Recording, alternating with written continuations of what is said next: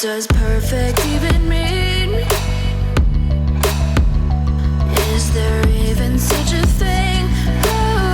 Ooh, can we switch up all the rules and imagine a utopia? Darling, I'm just so fed up with. Alright, good morning everyone. So once again, I just, started zipping through work and figure, hey, a lot of times you get halfway into this and you figure it'd be nice to have had, someone along, so they can see, even if the job is intricate, exactly what the steps are.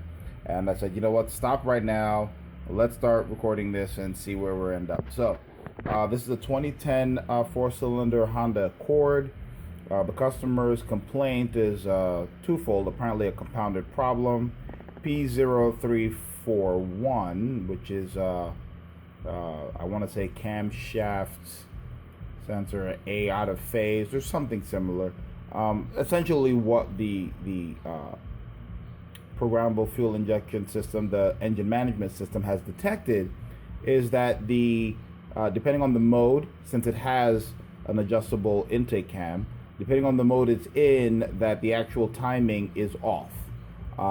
Typically that can arise from chain stretch or the engine timing is not right. In either case, the chain stretch is frequently caused by infrequent oil changes.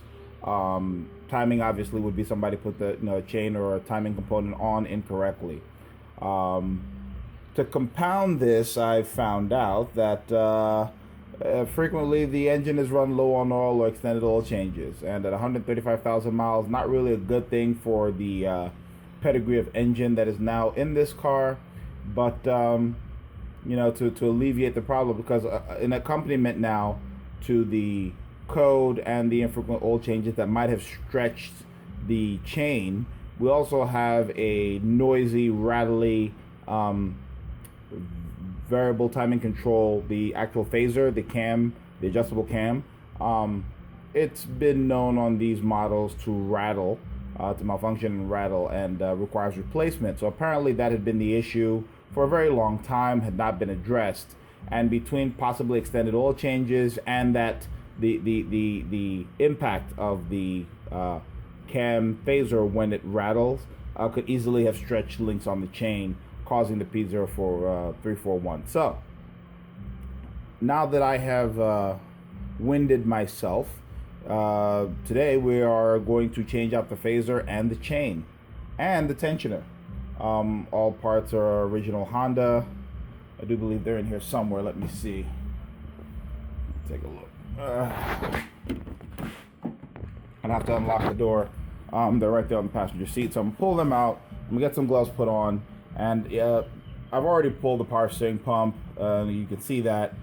It's basically two 14mm bolts. It's not the biggest deal in the world. To obviously get it off, we had to use a 14mm wrench, okay, on the tensioner here, the idler pulley. It's a tensioner.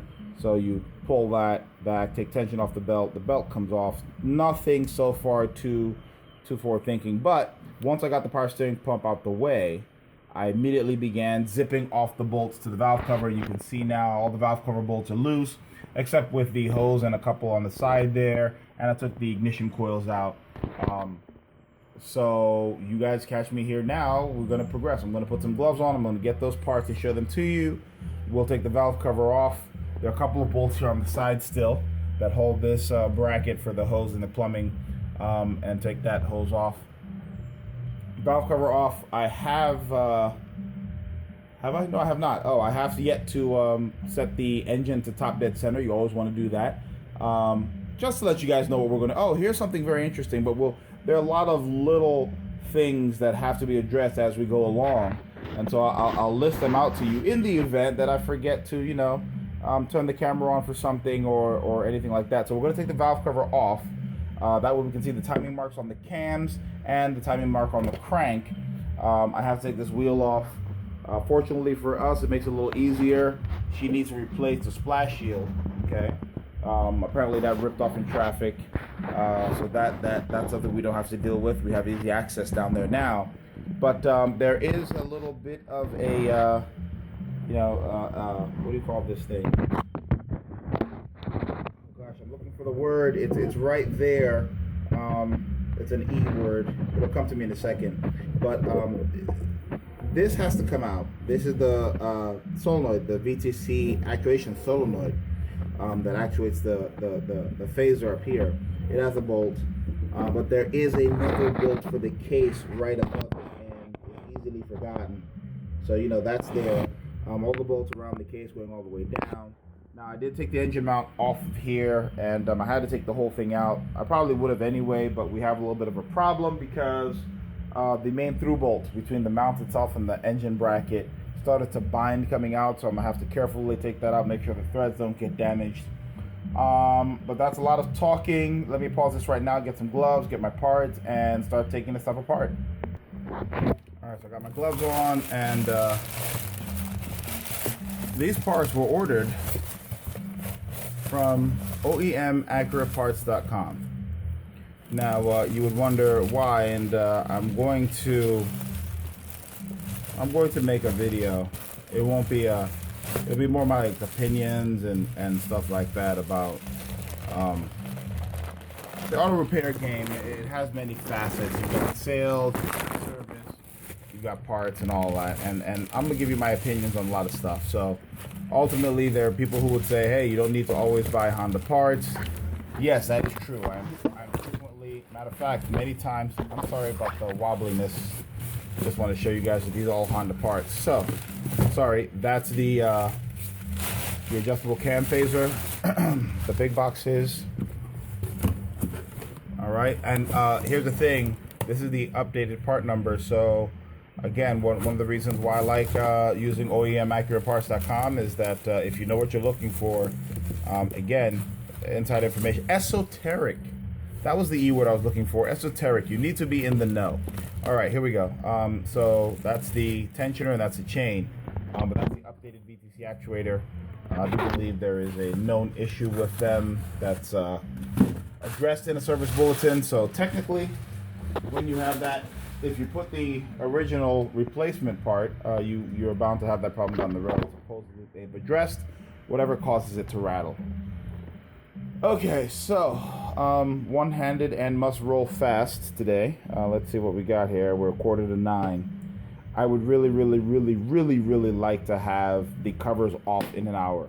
Now I know that seems like, oh, you already got this half off. That's true. The problem here, and you guys probably can't see it, so I'm gonna do my best to try and show it. There is a bolt that lives down right next to, right across from that AC line on the. If I get my hand down here, somewhere here, this bolt, and so I got to get that. A lot of them are awkward to get to. Not a lot of room. Oh, sorry. Springs here. Well, I apologize. All right, so enough of the gibber gab. Take this wheel off. I think that would help. All right, let me get both hands on these tools. Bring you guys right back. I'm going to take this tire off. We don't have to take the splash shield off because we can see right there. I'm gonna take these bolts out and lift the valve cover off. Bring you guys back. The valve cover might be sticky, but I gotta get those bolts out, the hose off. If I can bring you guys back for the removal, I mean, it's not a big deal. You do want to be careful with these, okay? The little metal plates, right, over the valve cover grommets.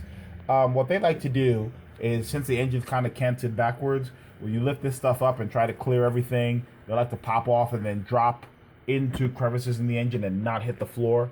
So be careful when you're doing this. If they're loose, like this one is now, if you can take them off, might as well do that. Save yourself a lot of headache. Or be careful when you're lifting them up and grab them so they don't fall. I'm going to do that now. Let me take the valve cover off, take that wheel off, and bring you guys back. Alright, so I've got the bolts loose of the valve cover. I'm probably going to take this off out the way. Now, something to be careful about with the power steering line.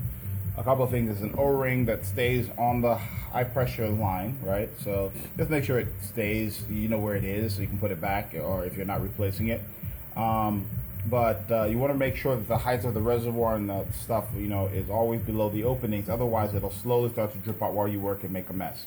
So I'm going to route the high pressure line somewhere up here, and then I'm going to leave the pump above the reservoir. That way the fluid stays in the system. Second, there's a lot of dirt that collects here, okay, over time. And when you pull the valve cover off, trying to get it, it usually likes to roll into the engine. So, will the oil carry it away and hopefully get filtered out? Yes, but what will it do between the time it's in the the valve train and gets filtered out? So I like to spray a little solvent, brake clean. If I can just find one that has some in it.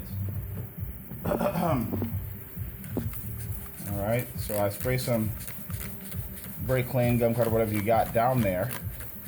I like to do that. Loosen up the grime and oil that's holding the dirt, and then just a simple floor gun. Yeah, just get that down there.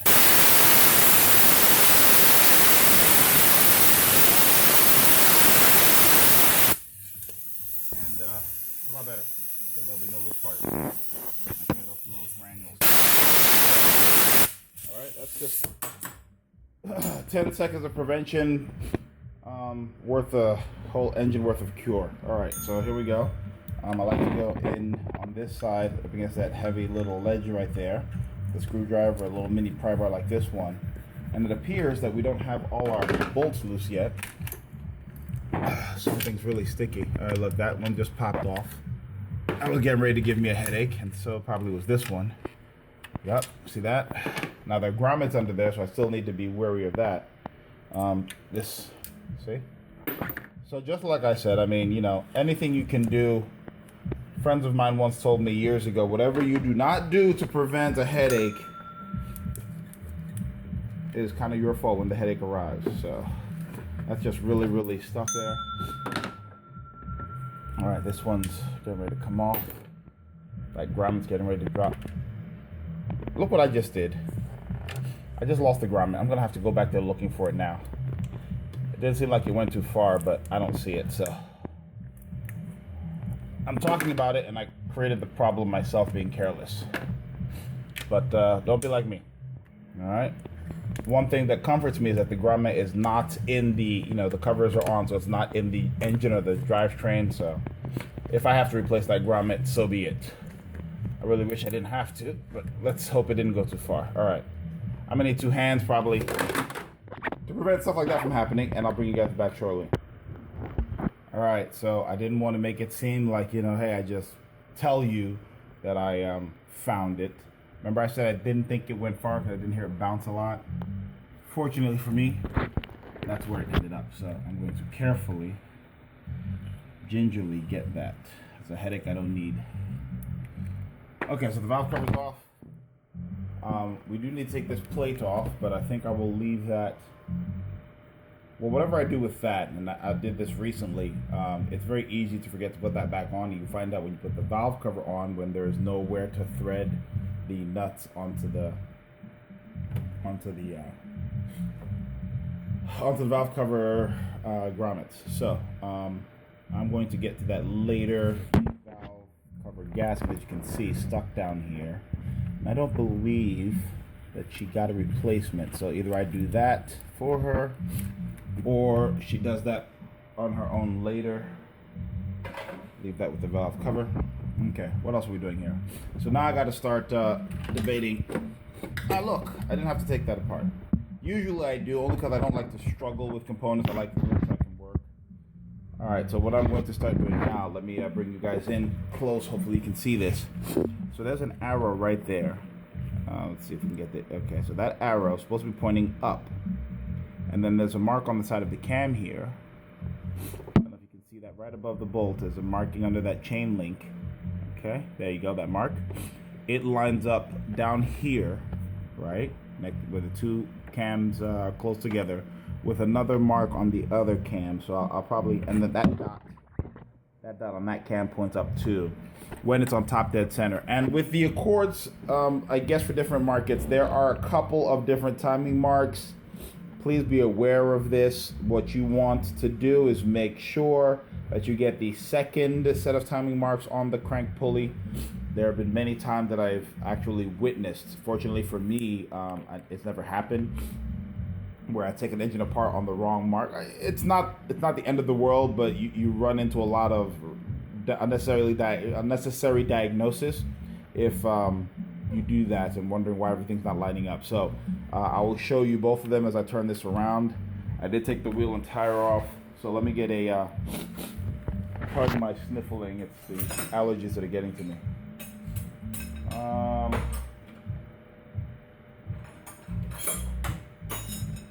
Put that on there. All right, 19 millimeter bolt. That's what the, oh, look, sorry. So we missed the fender liner, but we still have this guy, this Johnny. All right, let me get that loose, bring you guys back. It's just one of those clips. I don't know if you guys are familiar. Oops, coming in unnecessarily. Come on, back down. I don't know if that's unnecessary. Under here. Yeah, you guys see it? It's one of those push pin type clips. You can get it with 2 screwdrivers, or there's a special pair of pliers designed for that. So I'm gonna get that out the way, and we're gonna set the engine to top dead center. All right, where were we? Okay, so I'm going to rotate this backwards, counterclockwise. It's not recommended to do this if you're not engaging in any timing correction repairs. The reason why I say this is because the counterclockwise or counter normal rotation of this engine will, the slack will bunch up on the tensioner side. And if you already have an issue with the tensioner, or the slack is just too much, it's very possible for your timing system components to skip timing, to skip, just one of those links or one of those nubs on the belt could literally just skip on the gears, and then you're out of time when you go backwards. Now, because I'm changing this, I'm not too concerned. I could actually get close, it'd be off, and then it would be my job to make sure it's right when it goes back together. So we talked about this earlier. That's the mark there that's supposed to line up with the other cam, and I'm gonna turn it until it's close and get you guys in there to see. All right, now down there I'm going to be looking for a timing mark to come up soon. I think I see it if I can get this glare out of your way. Notice I have not even started to take this timing cover off, and I do believe this is probably going to be the easiest part of the job. Yes, if you can't tell, that was sarcasm, but all right, so there are a couple of sets of these marks here. I do believe these are the ones I'm looking for. I will hold you guys here and see if the other pair come into view. All right, so that's the pair I think I'm looking for. And look, there's another pair right there, okay? So you've got to be aware of this. It's an esoteric thing. If you don't know, it is very possible to try and set timing on the wrong set of marks. Don't ask me why they're there. They believe they're for timing for this crank pulley. Might be used on a few different engines, and that might be timing for a different market or a different motor. But that's what we're looking for now. So that little triangle, inverted triangle there, the pointer, is supposed to line up with the white mark. And when it does that, the crank is at top. Now up here, my arrow is pointing vertically, okay? But what's most important is making sure that those two line up. So you can see now they're about, 2 teeth off, right? So get them back to where they need to be. Remember down on the crank, the white was a little back behind where we needed it to be. I'm gonna get these guys pointed at each other. So, I don't know if you guys can see that. Come on. All right, so they're pointed at each other there now. What are you focusing on? There we go. All right. We'll make that a little bit more. Now, here's the thing. I'm not too worried about them now because I know my chain is stretched, as reported by the board diagnostics. But down there, let's see what we got. Look how far off that is, and that's just indicative of what we're dealing with here now. So, see, this is supposed to be way back here. I'll show you where top dead for the crank is, and I'm gonna leave the crank there because it's easier for me to get the cams to go back in line. And they keep going and messing with the, all right, so that's there. And then let's see how far off these guys are. Right? Yeah, so it's not even a tooth. I mean, it's very little, but you could see when they lined up perfectly how much of a degree change angle-wise we had on the crank. And that's what the onboard diagnostics saw during different phases of the cam's position, either at startup or cruise or wherever it was, or under high load. So now that we've got that on top dead, now I've got to start taking, so here's what I'm going to do. This bracket, okay, has 3 bolts, 2 here, 1 you can't see down there. I believe it's that one specific, or is it 4 bolts actually? I'm trying to remember now. Okay, 3 bolts, 4, I'll fix that in post. But here we go. One of these bolts is extremely long and doesn't like, there's no access for it really to come completely out. So what happens is it ends up staying in with the mount and the cover as you take everything out. Please remember to put that in with the cover as you go back in. It's a pain because there's not a lot of room here, but if you don't do it, that's you won't get that bolt in, and it needs to be there. So, speaking of which, remember we have sealant here between the cover. It's not a gasket, it's sealant, so ultimately not the kind of thing you want to have to do over if you forget to put a bolt in and can't get it in otherwise.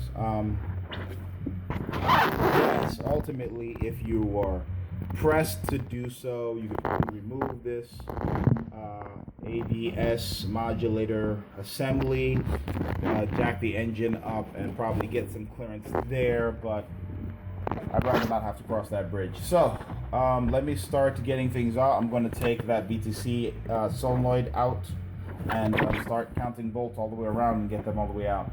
I do believe I need to get that crank bolt out of there too, so let's work on that. So crank bolt. Now here's a very interesting tool. Some of you may be aware of this. It's a heavy mass 19mm socket, and basically just by the inertia of it being hammered by the impact, it's able to loosen very tight bolts. So I like to use it. I have this, and I also have a 3/4 inch impact gun. So depending on where I am and what I find myself doing, this has saved me a lot. The 3/4 impact is also no joke. So, all right, I'm going to find an impact gun that was here a second ago. Did I put it back? Imagine that. Put something back where it belongs. Give me a second. I need 2 hands to do this. Or maybe I don't. Alright. Throw that there.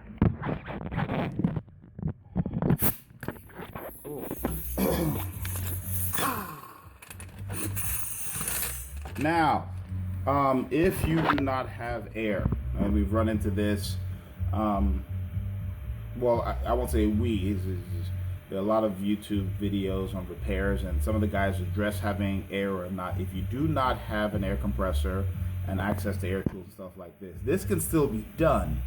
It's just a heck of a lot harder. Now, if you look into the crank pulley here, you will see that the inside face here is shaped hexagonally, right? There's a tool that is designed, right, to hold the crank pulley, have a little lever arm, well, a long lever arm, and then you can use a breaker bar, right, to break that loose, okay? It can be done. There's ways to do this without that. Now, if you do not have that, and this is one that's very risky, only should be done in a pinch if you have to. There is an access plate between the engine and the torque converter. If on the model you're working on, you can get in there with a pry bar or something deep in the teeth and hold the torque converter, you could probably also break this loose that way. Not recommended because you can either crack cases down there, since these are aluminum engine and transmission cases. Also, in the very, very, very rare, and oh my God, that would be a pain, if you break off a tooth on the torque converter or chip your pry bar screwdriver and don't realize it. So only under the extreme circumstances should that method be used. I've used it before. Also be careful of which way you're rotating it. Some people recommend using the starter to bump it. I do not, because if the starter doesn't rotate the way it needs to, then you're tightening it. But anyway, we here have the power. Sorry. Okay, so this is off. Ho ho ho ho ho ho ho ho ho. Look at that. I know to look for it. You guys need to be aware of this too. This woodruff key.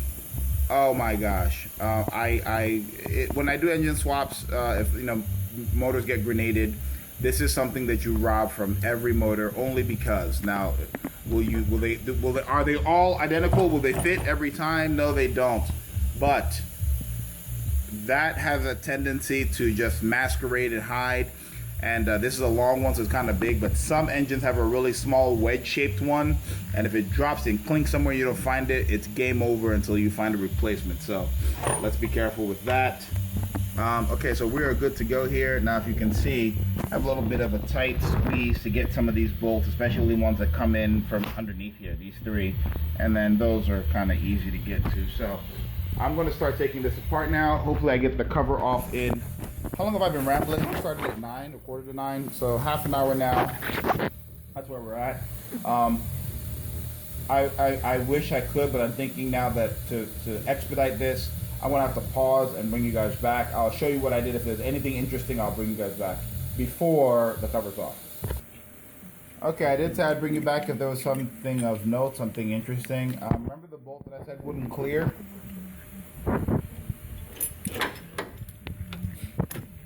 I lied.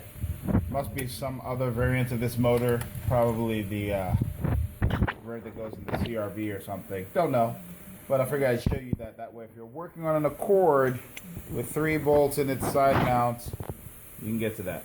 All right, I'm battling this guy back here now. You can see how little clearance I have.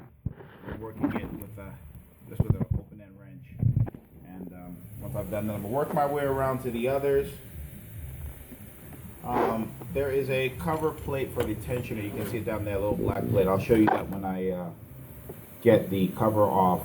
While you have the cover off and out, it's a good idea. Take that off, clean it off, apply a new sealant, and then put it back on, let it cure while you wait.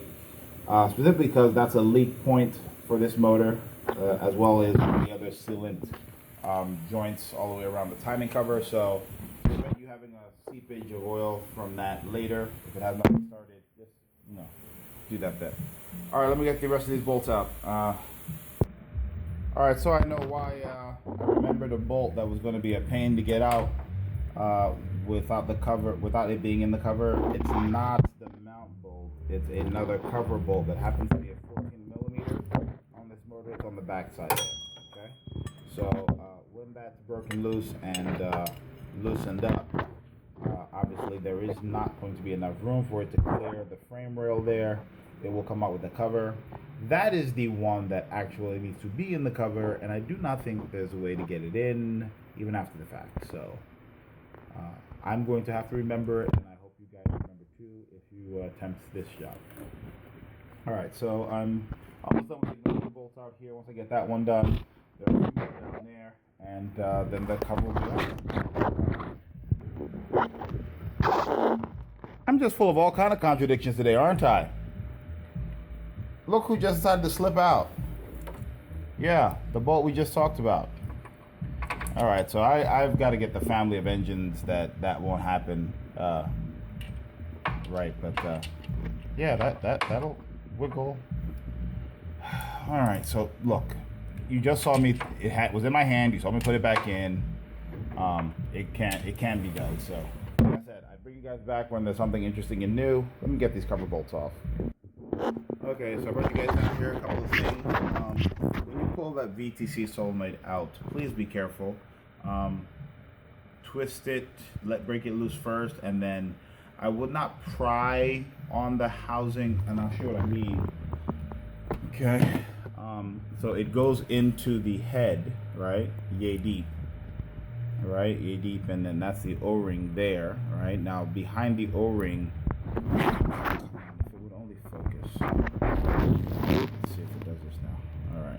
So, it's not doing it right. Alright. So, crud can build up in the hole behind the O-ring and making it kind of stubborn and not wanting to come out. But if you start to twist it first in place, that kind of gives it some, I don't know, loosens it up, the grind behind it, and it's hard. Now what the temptation is to pry, because you can see this part.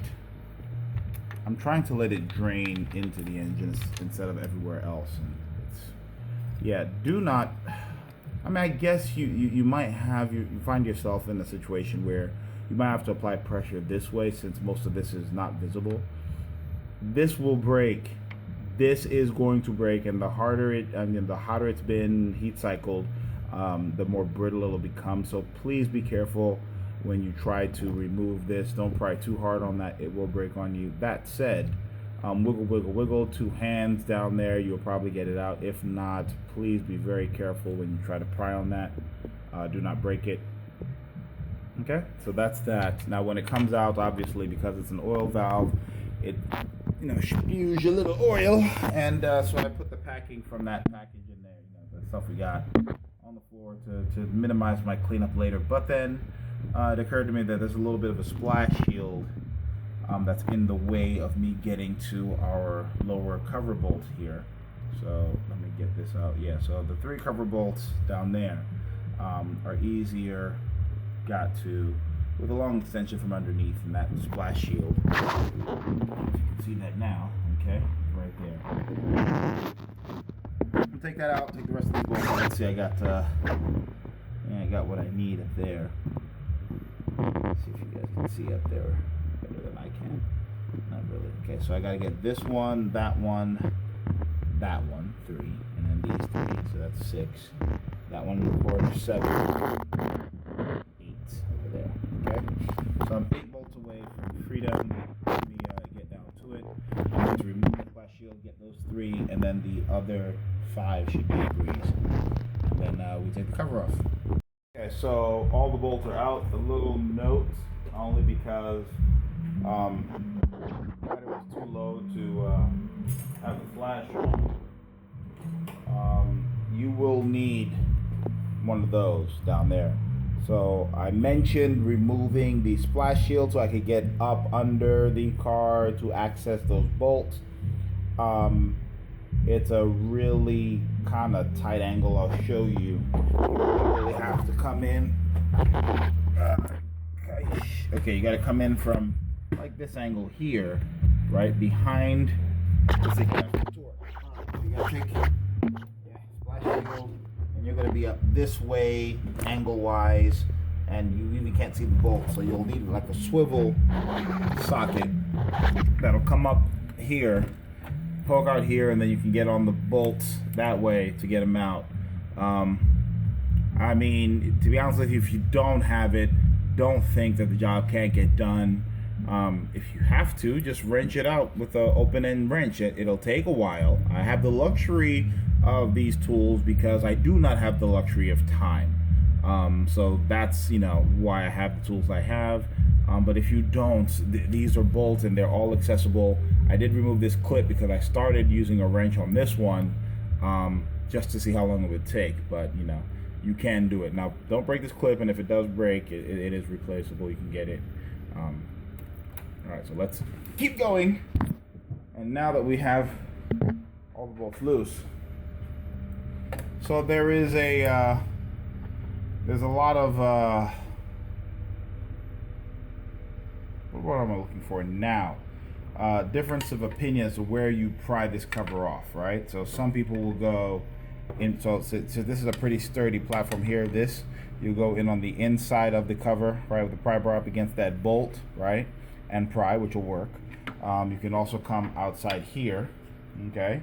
The power steering mount with the ear of the mount here, which will work.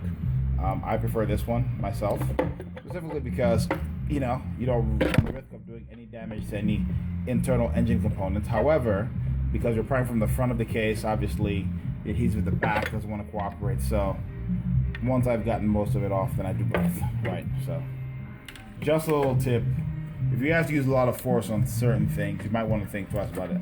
Force is necessary when it's necessary, but if you can avoid it. Now, here's another very important piece of information.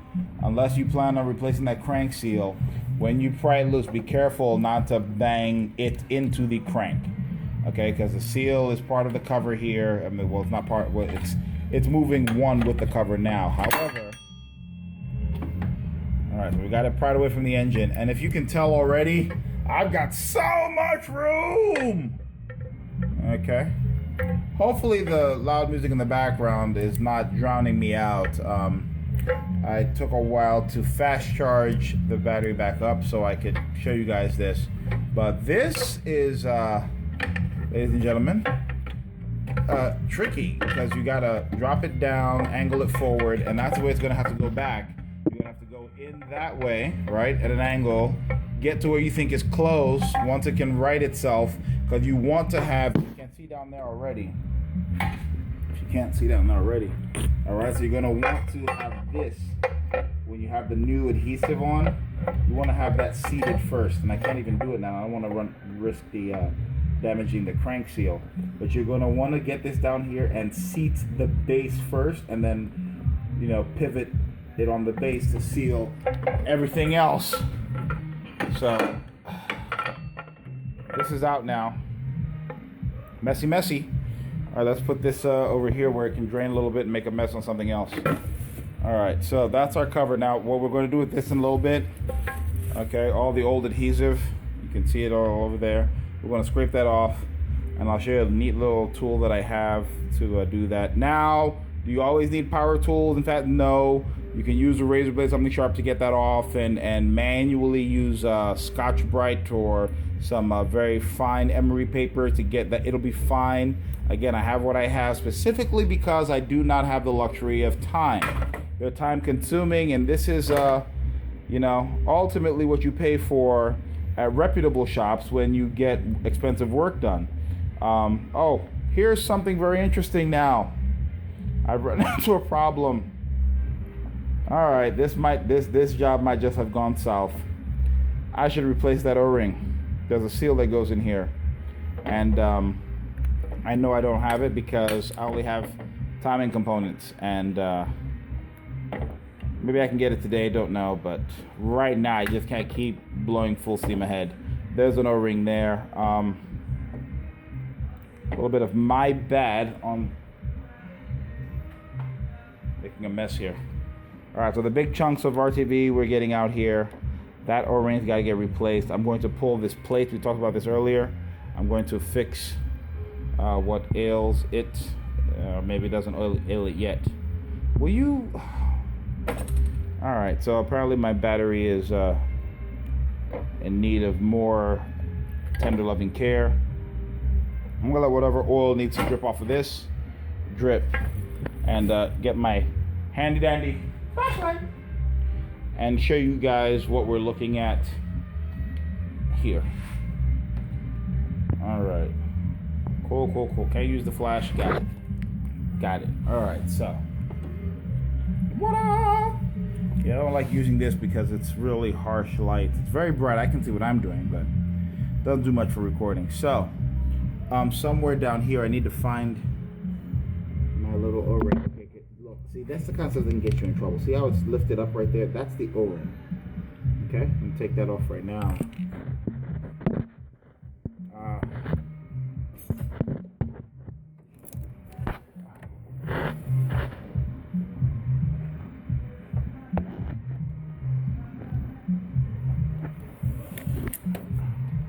Okay. It's probably hard and brittle, not going to do much in the way of sealing. So. Alright. What am I doing next? Alright, so in my mind now, what I want to do next is take that guy off, the tensioner. You see that right there? If I can get the light. Oh, wait. I just found something out about this light. It has kind of a dim mode. There we go. And what's interesting is because it's an LED, I wonder if it's pulse width modulated here, because you can see something going on with the video here. All right, anyway, moving on. All right, so 2 bolts there. Get that out the way. Now, ordinarily, I would be tempted to remove this pivot bolt. See if I can get you guys to see what I'm talking about. So that pivot bolt with an Allen right there, okay? That's the timing chain guide that, you know, the tensioner used to take up the slack. Ooh. Thank you guys for being here for this. Got to take this very, very, very, very tight bolt off. And unfortunately, there's not enough room here for a power tool, so it's going to be manually done. And it's easiest done while the chain and all that stuff is attached. So before I take that tensioner off, I'm going to get a 17, a breaker bar, and a wrench to hold onto the flats here. So in the middle of the cam, you'll notice, and I don't know if you can see this well. This sucks with the, but yeah, those flats on both sides of there, you can put wrenches on. Now there are holes here that go through the on this one. Maybe they, I don't know. There used to be holes here that would hold the cams. I don't recommend using those specifically because if you forget them there, the whole world will hurt. If the cams get out of time, you can time them. I don't like leaving things to hold the engine, you know, in time, just in case you forget. You can always retime it if you make a mistake. So I'm gonna get a wrench with flats. I'm gonna put a 17 millimeter and a breaker bar on there. I'm gonna break this loose and bring you guys back once that's broken loose. Take the tensioner off, and unfortunately, I think I have to. Is that 10 o'clock? What have we been doing? Wow. All right. Let me get set up for this. All right. All right, so I don't have a helper to hold the camera, but I wanted to show you the setup that I used. All right, it's actually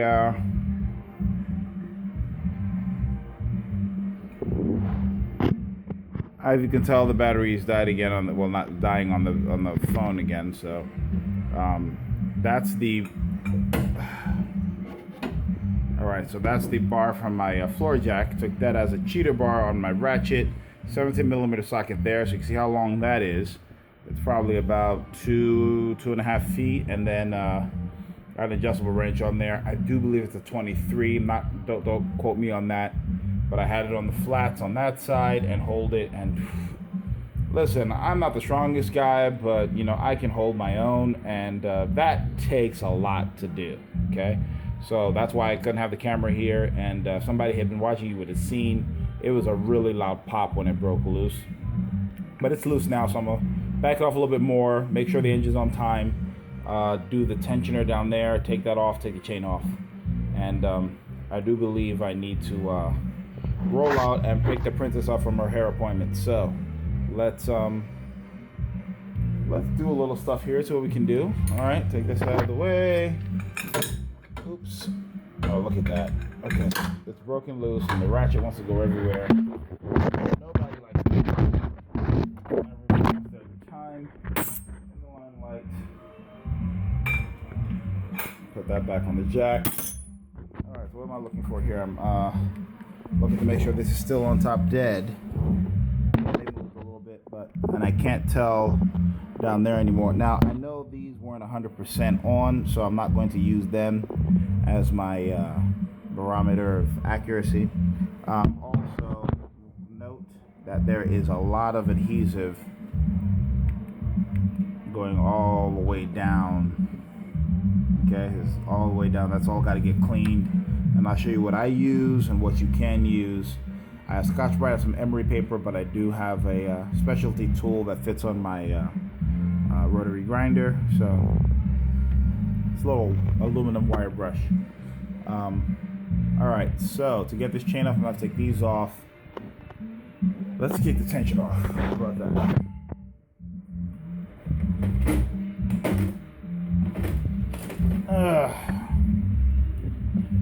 There you go. Okay, so covers off. Now we've got to take a broken bolt loose for the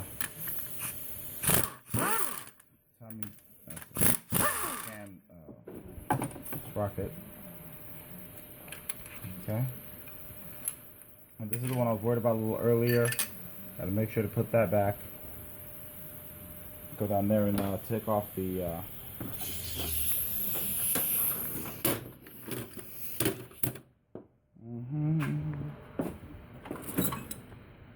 great. Had it. Now I don't. Because magic. That's that.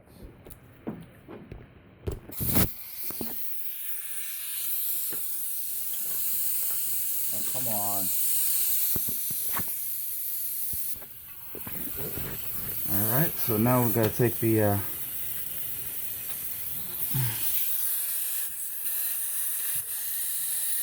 tensioner. Come on.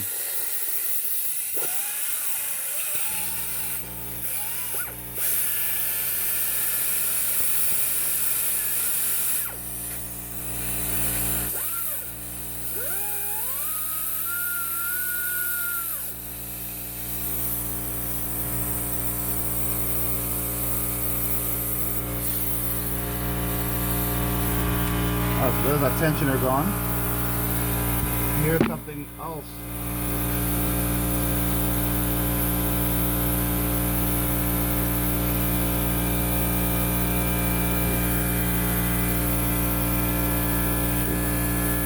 Now, let's get it. So that pointer should line up for it to be a top dead. And we talked about this earlier. Also, the chain has light colored links, gold colored links, like that one there. They are timing aids. So on our new chain, we will line one of the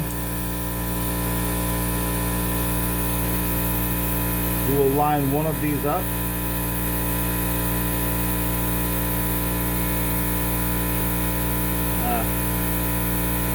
Come on. Alright, hang on. Yeah.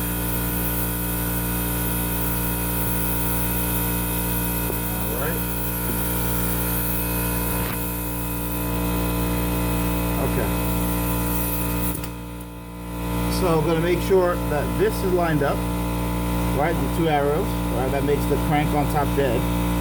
And then we're going to line up the chain, the gold chain, the gold link in the chain, so the gold color, that brass one on the new one, with that link, that tooth there, and then the other two, there are two more marks.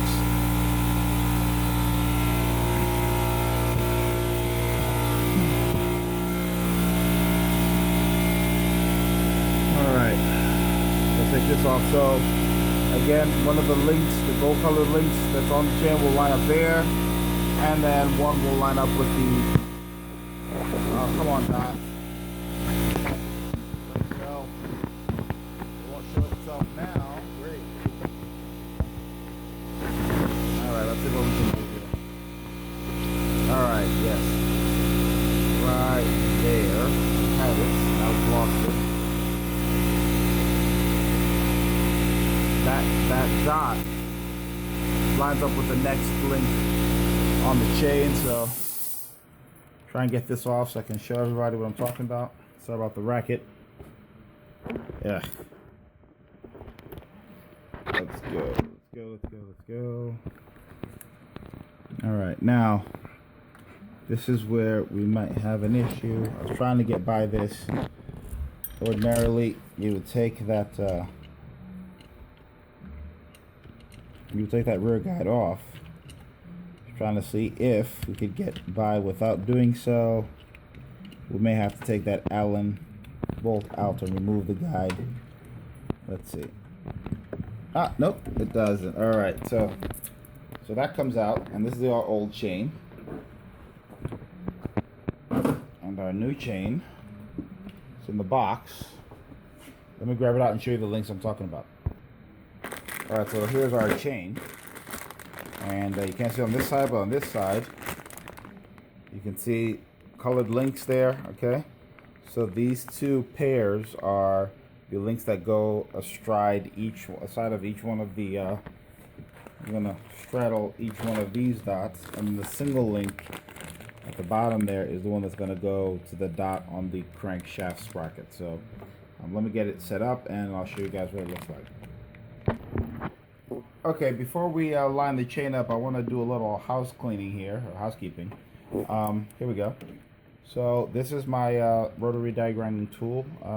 If you have any other device that could give you rotary drive that this would fit in, that's great. I just put it, the shank goes into the collet here, and you tighten that down, and it's basically a very, very fine brush, steel wire brush here. And what we're going to use that for is to clean up the mating surfaces of the block and the timing cover, so we can apply new sealant, Honda Bond in this case.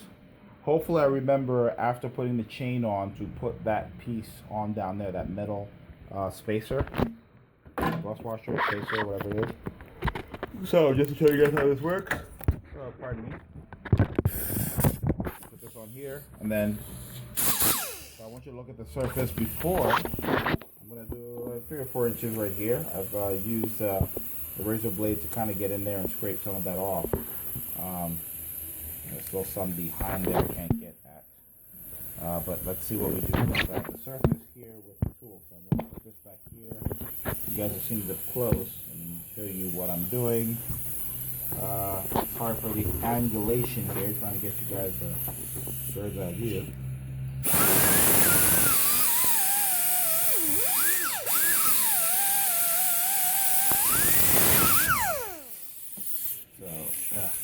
The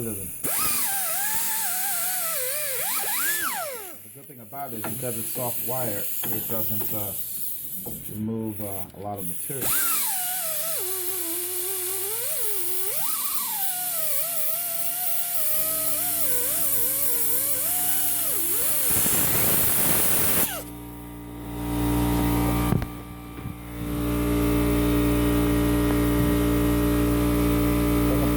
You can see this now, how clean it is versus what's supposed to be. Okay, so alright.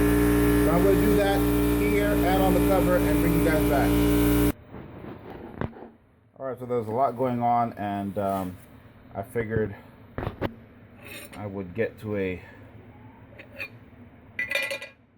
collective stopping point and bring you guys on for a quick view. So this is the surface of the inspection, the timing chain tensioner inspection cover I was talking about. Kind of clean that up, as you guys have seen, with that little fine wire brush.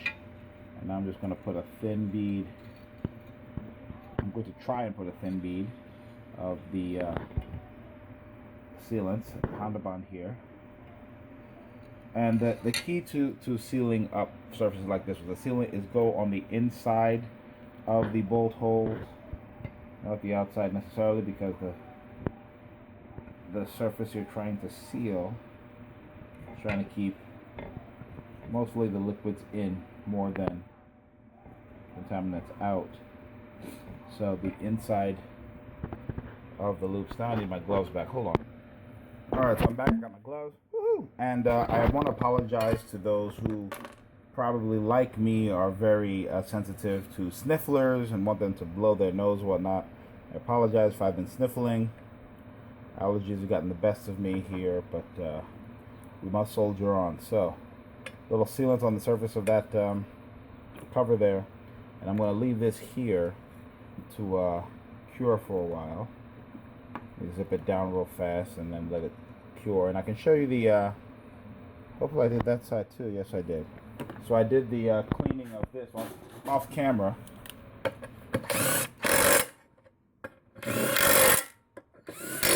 I'll show you what it's supposed to look like, you know, just alright. So I cleaned all of that off, alright, and that's what we're looking at. So I'm going to wipe it down again, spray it off with some brake clean, and we'll go and look at the one on the car. Now, the reason why I have stopped to bring you guys along now, not only are the surfaces that we're going to make that, hopefully you can see how clean that is without the glare of the flashlight here.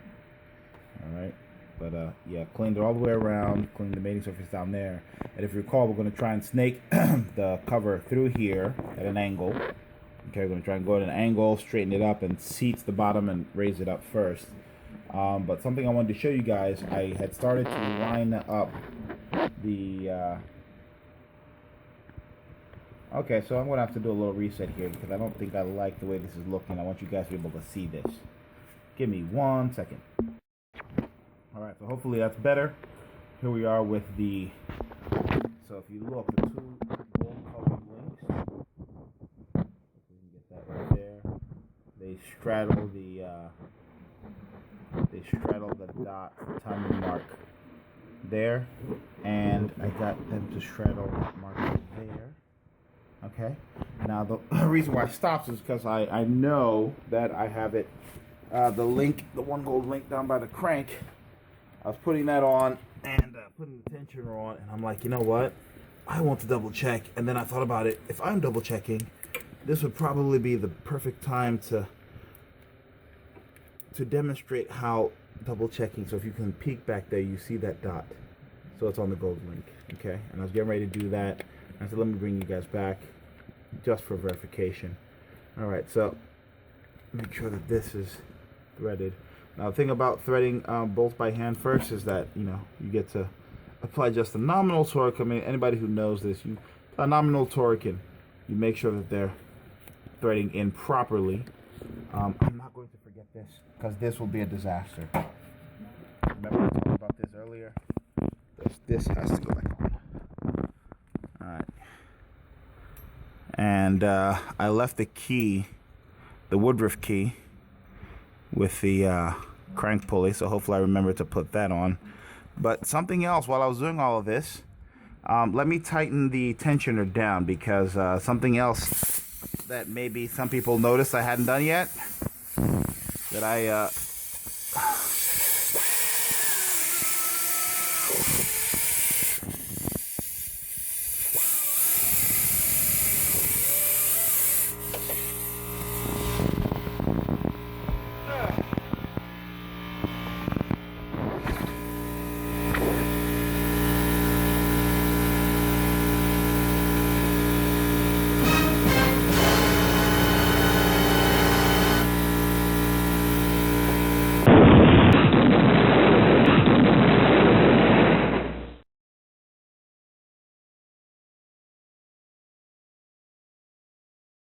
Okay, so I goofed, and some of you may have caught that.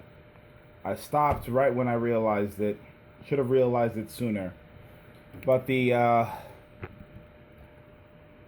fixing bolt here for the cam sprocket was loose.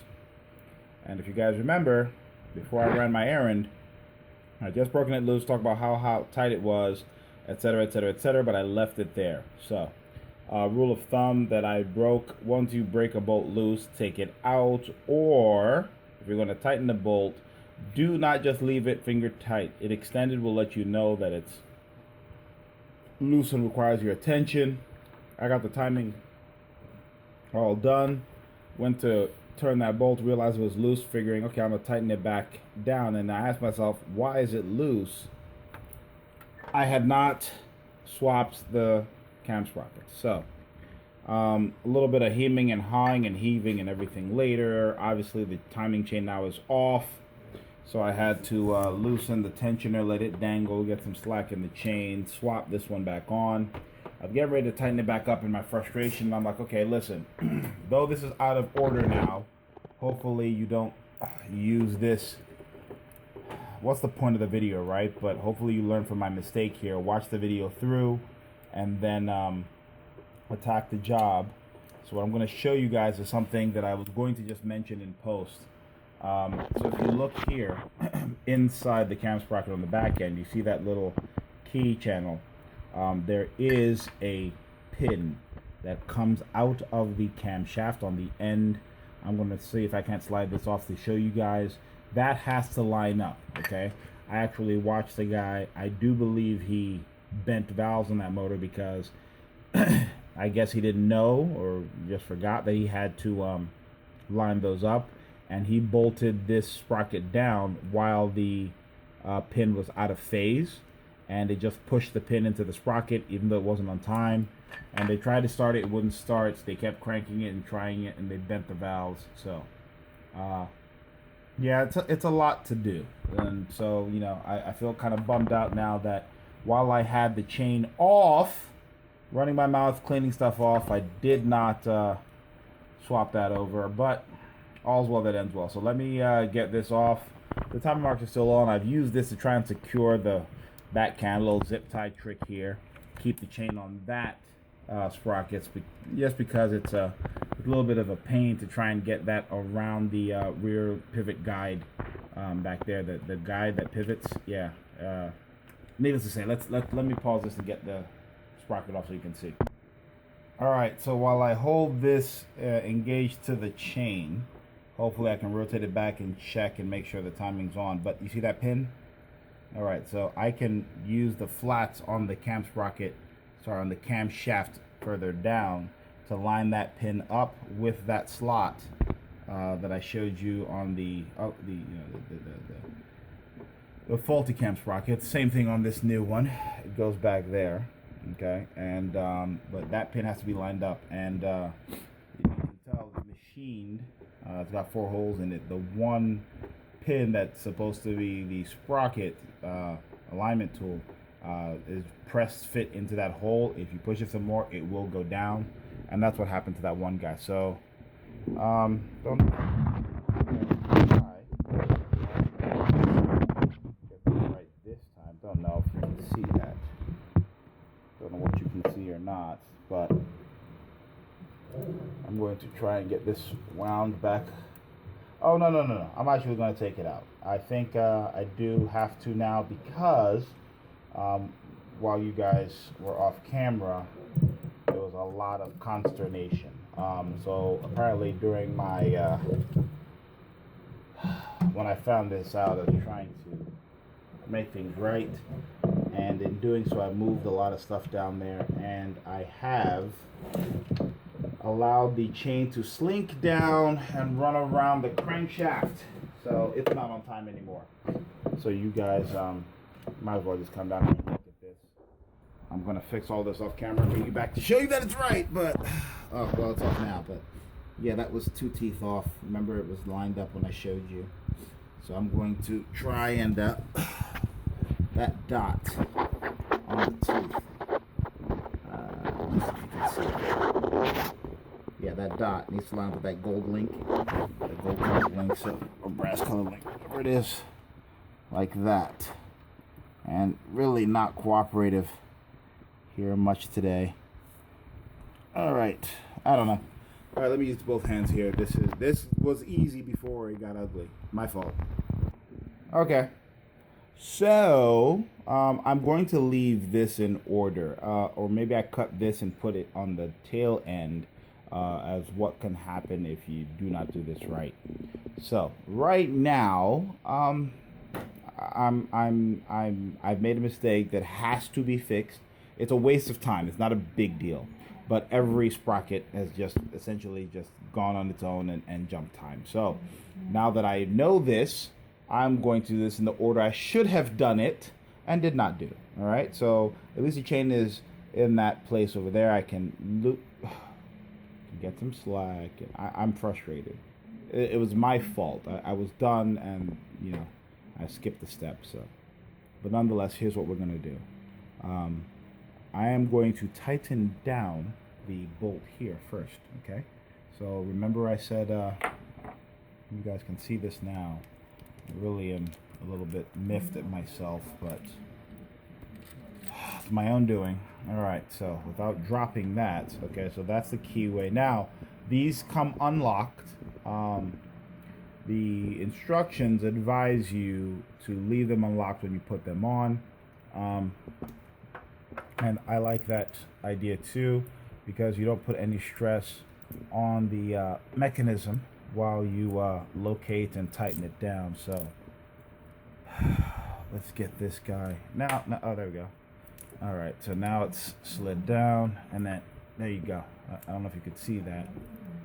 I was looking at it and not the screen. So it's a nice snug fit. You see how it doesn't rock there, and then now it's cleared the pins and now it moves a lot. You want to make sure that you get it to see on that pin. All right, there. So that's the pin. Okay, get it all the way down. All right, a mirror might help to make sure that you're there at this juncture. While time is of the essence, I do believe my screw up mandates that I. All right, so I don't know if you guys can see now. Let's see if you can. All right, so you can see the pin is the top of the keyhole in there. All right, so we're good to go. The specified torque for this bolt is 83 foot-pounds, pound-feet.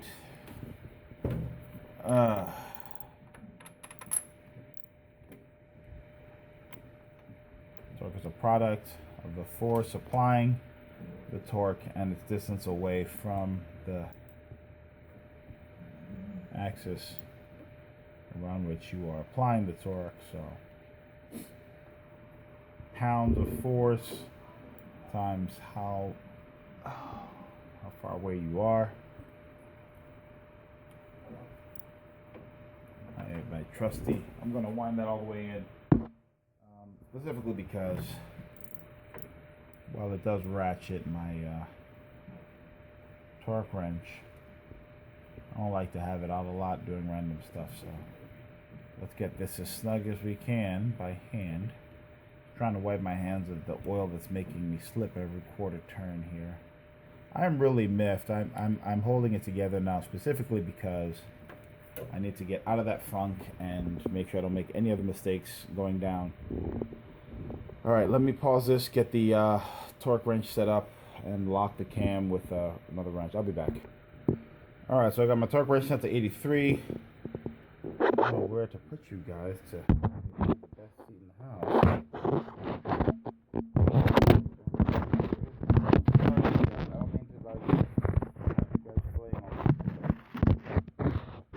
If I leave it there, it drops in between the radiator and the condenser into no man's land. That kind of looks good, but it won't stand. So let's see if we can get it to stand.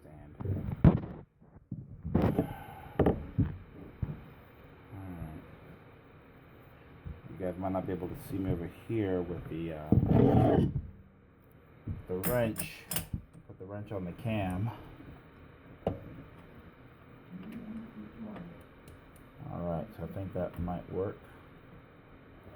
And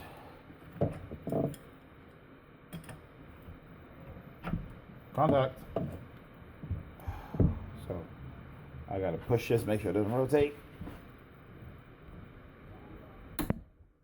One smooth pull is what you typically want to do.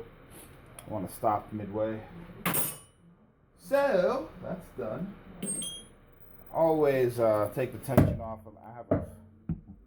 I have a screw type or whatever adjustable torque wrench here. I'm just going to take the tension all the way off of it, all the way down, store it. It'll take the place of calibration, but it makes the intervals between calibration requirements and possible tension member replacement far and few between. So don't store your torque wrenches loaded lest you fatigue the tension member. Alright, so I showed you guys the links that need to be lined up with the dots before, and in my state of mind right now, I'm kind of feeling like my distractions are causing more mistakes. So I'm going to put it on like I did last time off camera, get you guys back to show you what it looks like when it's done, and somewhat get it close. I guess I can worry about that later. Alright, just to show you what's involved here, trying to get this done right this time. So we've got our link across the dot there. I know it's out of focus. Too close, really. Alright, so we got the link across the dot there. We got the link across the dot there, but it is out of time. Well, it's in time. It's out of position. And if you look down there, there's a lot of slack on the chain on the forward side. What I've done basically is just got enough slack in the chain to where I can rotate each member to where they line up on the chain. And this is something you can only do if you see the gold links and can line them up with their marks. Now, to make sure that the engine is in time, even though the marks line up, I would have to rotate every member back to their neutral positions and make sure all the timing marks line up. So that would be with the arrow down there on the crank sprocket, and then these two with their lines here lining up. I've used that wrench against the strut brace to make sure the rear cam doesn't move. I'm going to move that now and rotate them back, get some slack on the back side here, push the tensioner back into position, and then check everybody. Hopefully they don't move. So let me do that with both hands and bring you guys back when everything's lined up. Okay, so I think I'm done here. All right, there we go. That is the gold link for the intake cam, straddling the dot. Gold link for the exhaust cam, links for the exhaust cam, straddling the dot. I have put the top guide piece back on because I want to forget a lot of stuff today. I've put the spacer plates back on there. I don't know if you guys can see that, but the arrows line up here. So I did manage to fix my little goof, and the tensioner is awaiting the pin pull so I can extend all the way.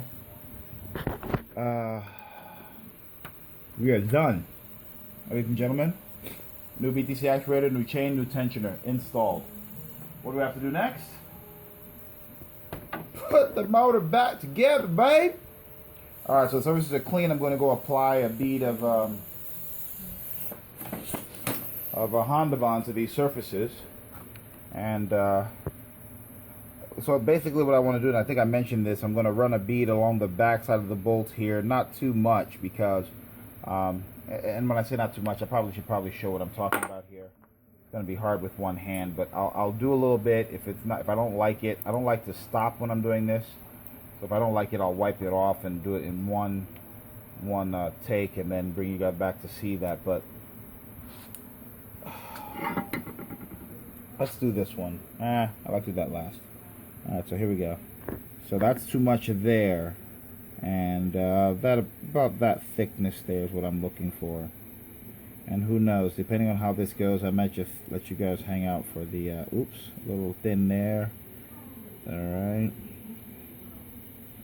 Now it is really hard to squeeze this. Oops, you're not even in frame anymore. Well, ultimately, more important is the sealing surface in the video. All right, so here we go. Come on, come on, come on.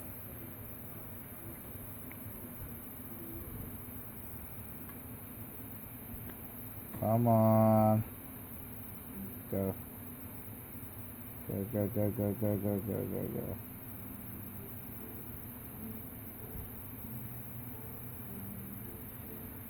All right.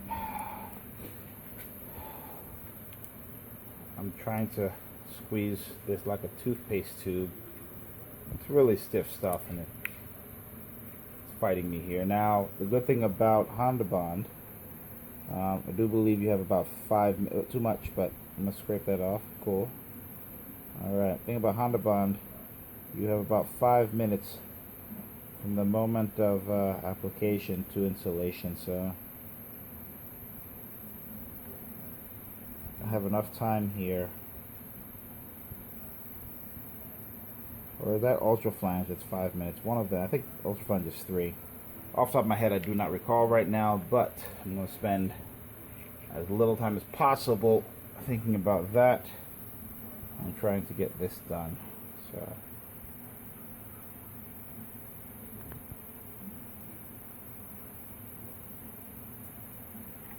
all right, I guess I did that real fast. I need to do some, squeeze some more near the top, and then I'll show you what I'm doing in a minute. The internal surfaces that require sealing, just go over them too real fast. Alright. then certain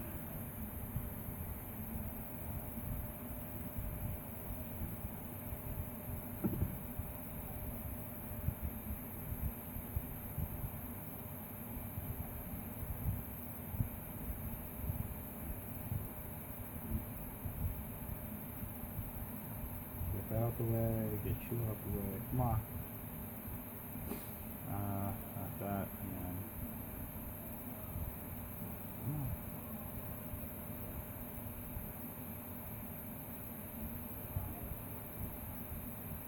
I'll probably have to cut that out in post, but let's see what happens.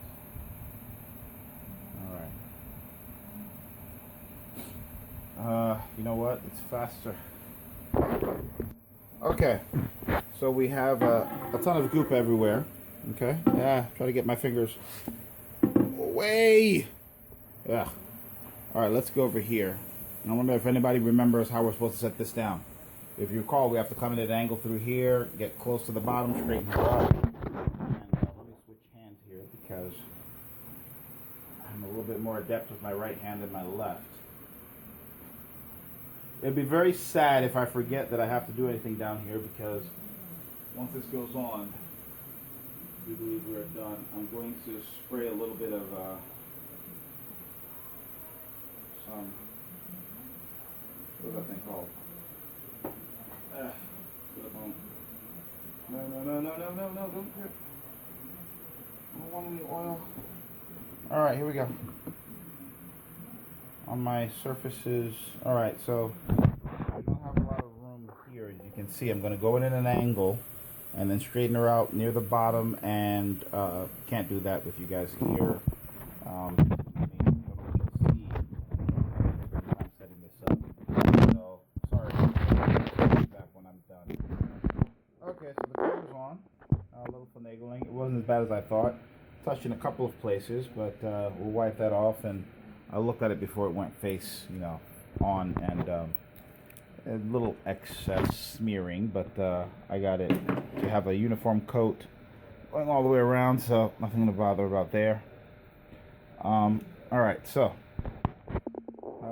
when we tighten it down into place, the amount that is on the face will squeeze and seal everything up. You don't want too much, just enough to seal it, not too little so it doesn't leak, but not too much to where excess RTV or sealant goes into the works and gums up the works. Now, I'm putting the bolts back in, and it occurred to me that I did not mention, and I want you guys to see if you can see the difference here between this bolt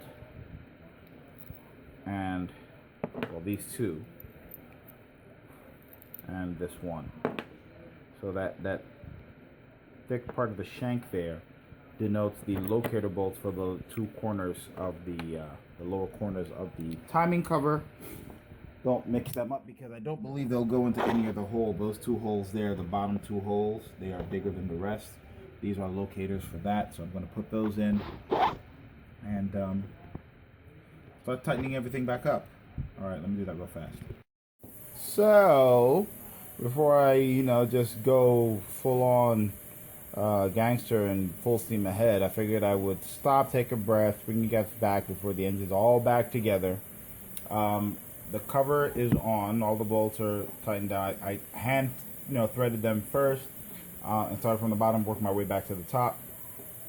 I installed the solenoid there before I forgot to do that too. Put that in, the little bolts in the blind hole there, so I kind of felt my way with the bolts through the bracket on the solenoid into the hole, started it, and then tightened it down, plugged it in. Remember this bolt, I think I remember telling you guys that it was kind of binding and galled on the way out, so I had to clean up the threads on the bracket and on the bolt. A little thread file and new bolt action, got that cleaned out and lubed up just to make sure that it wouldn't happen again. Tightened everything down here, mounts installed, all that's done. I've got to put the power steering pump back on, but before that, because of clearance issues here over on the side, I figured I would put the valve cover back on first, the valve train cover. And one thing of note, I cleaned off the residue. There's residual Honda Bond, baked in the corners there, and you kind of want to make sure you get those off Yeah. Let's make sure that this is clean too. I blew it off initially and I hadn't had to go back down here, but just in case while we were moving around, blowing stuff around. Alright, so I'm pretty sure at some point, I don't know the history of this car at all, so it's, aside from this, it's unknown to me if the tune-up and all that other stuff was done. Alright, so I'll put little dollops of Honda Bond in the corners there. I'm going to set the valve cover back on. Now remember, these, is a point of note, sometimes they like to stick to the spark plug tubes and pull out.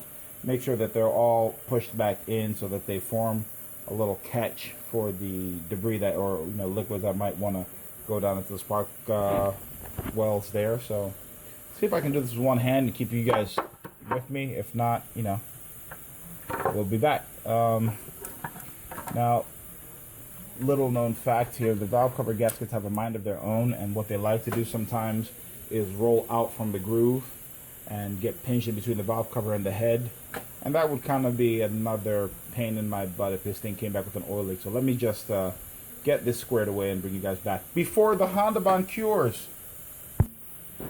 Alright, so in getting it clear of the hoses and brackets, I like to run my hand down the back there under the full length. You can't see it because of the bar here in there, but I like to run my hand along the back end of it there, make sure the gasket didn't sneak out on me, and boom.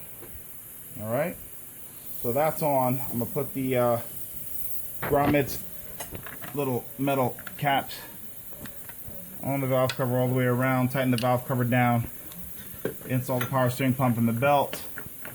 And when that's all together, we'll do one last review of everything we've done and touched. Hopefully, if I've forgotten to do anything, that'll be when I remember.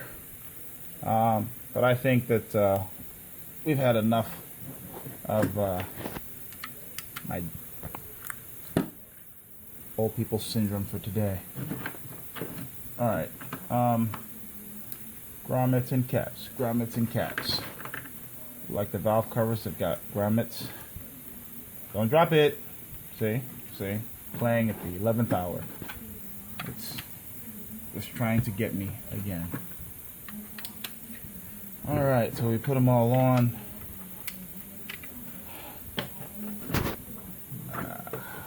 Wow. It's going to fight me. Is that one? Got it? Yes. Alright, so all the grommets are on. Now I need the nuts. Tighten that down. Put this bracket there.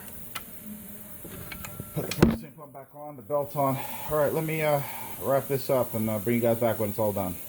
I'm just all forgetful today. Alright, so a couple of things before I do this now.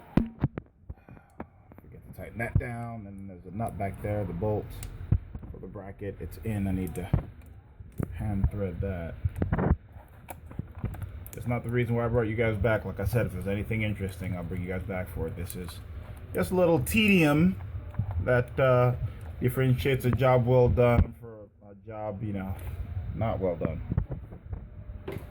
Alright, let's get the little old handmaiden here. Come on, can't get in there. Wants to rip my gloves.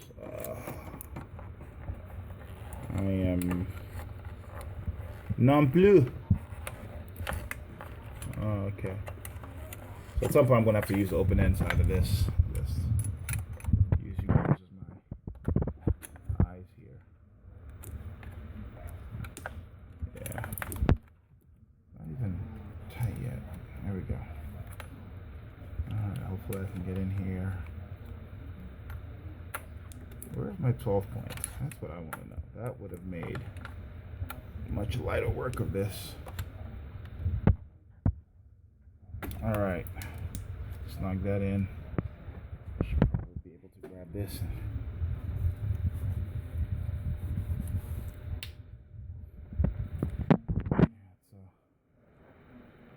It's a pretty stiff clamp there, but I think I got it. Alright, cool. She's on. Alright, so I'm done there. Kind cover's on, all the bolts on, brackets attached. Okay, everything looks good. Got the power sink bolted back up, reservoir clamped in. Went to grab my wrench to pull the tensioner back. Dun dun dun! No crank pulley. Alright. So here is something that you want to be noteful of. Let me go get a little dab of oil. You want to kind of lube up the lip of the crank pulley there as it goes past the seal. Okay, so I'm going to do that. Move this out of my way a little bit. And then just make sure that it's square when it goes in, twisting it to make sure it doesn't roll the crank seal. Yeah, I probably should have had the young lady buy a crank seal since I know I've taken that off, but I forgot to. So if it leaks after I've been here, I'll put that in pro bono. I hate working for free, but you know, hopefully I don't have to. So let me put some oil on that, a little dab of oil, and bring you guys back. Tighten that. So I'll line it up. Let me put the oil in and bring you back. Okay, so I probably put a little bit too much oil on there. As you can see, it ran down the bottom of the pulley there. Not the biggest of deals. Snake this past all its detractors and try and get it on the nose of the crankshaft. Okay, get it on the nose. Don't move around too much while you're there, and then once it's square on, spin and get it to go all the way down. Now, that noise you hear of the splines that are on the inside of the crank pulley there, they don't engage the crankshaft. What secures it to the crankshaft is our little Woodruff key, okay, that I have here. Now I'm going to line those up and just slide that in there. Okay, it's kind of important that you do this. Ruins the nose. Really won't affect the engine running, but that's the drive for all your accessories, and you don't want to ruin the crank. So boom, put that there, torque to spec, and then put our belt on. Let me get my tools here. Ta-da! Alright, so it's been a little less than an hour since the or has it been an hour? I've lost track of time. It's 6 o'clock now. Weren't we on this at 9 this morning? I mean, I didn't stay on it the whole time, but I'd rather be done with this. So, moving along. We could start this now, but because it hasn't been that long since I've applied the Honda bond to that cover, I want to give it a little bit more time to cure. I do believe on the packaging it advises a cure time. Let's see if I can find the package. Curing speed. Okay, since reaction with atmospheric, bam. Moisture causes curing. Curing speed depends on the film thickness and relative humidity. At 77 degrees Fahrenheit and 50% relative humidity, the surface level will dry in about 60 minutes. Okay. And it sets to a rubber-like consistency in about 15 to 16 hours. 3 days for perfect sealing. Since curing develops from the surface, the thicker the layer, the more time it takes to cure. So one of the reasons why I don't like to make too big of a bead. Okay, just enough to make sure it seals the surfaces. But it's dry now. So what I'm going to do is I'm going to put the tire on, let it down, start it, listen and make sure everything's right, no check engine lights, whatnot. And then let the young lady know that her vehicle is ready for pickup and just let it sit for a little while longer. All right, so I got to clean up some of this mess, my fingerprints and everything else off of here. But let me start putting it away and bring you guys back for the start. Okay, should I be worried? Don't know. At this point. So I've gone over every step that we've taken in reverse. The power steering pump was taken off before you guys got here, and the belt, which are back on. I do believe I showed you guys the crank pulley coming off, so that's gone back on. I think I'd undone the bolts for the valve cover, spark plug coils and all of that before you got here, but I think I showed you the bracket ends and they're back on. The power steering was not open. The system was not open, so that's together. The belt's back on. The cover is on. Mounts on. Threads cleaned. Oh, pardon me. And VTC actuators in, plugged back in. Our splash shield under there. Wheels back on. All right. I'm a little, always a little bit of anxiety when you go to do this. It's engine work, right? No rattling on startup.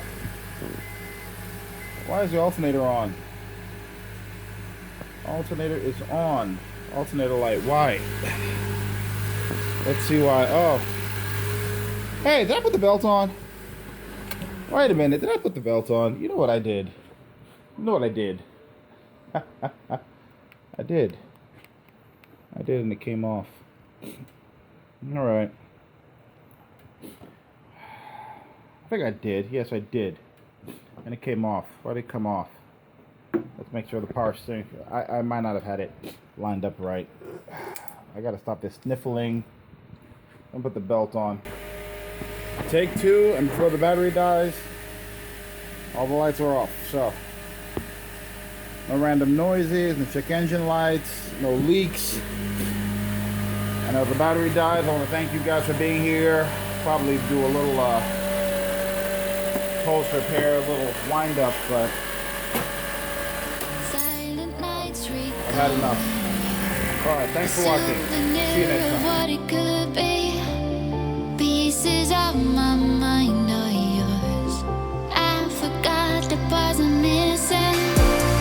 I pretend that we are okay, like nothing's ever broken. And I pretend that we are dancing, like the nights are never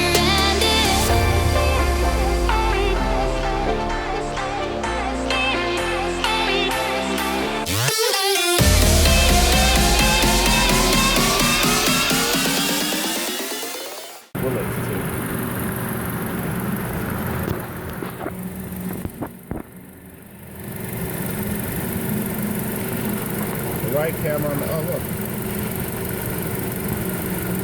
It needs to lens, bro.